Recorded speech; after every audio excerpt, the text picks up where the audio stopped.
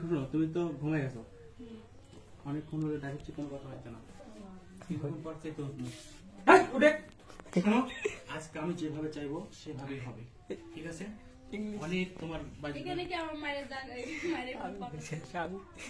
একটা মারবি রেডি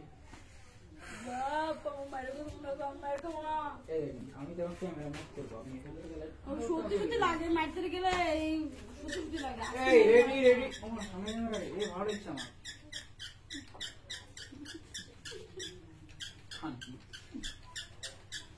ভালো লাগছে যত কেকড়া কেকড়া ছিল ভালো লাগছে।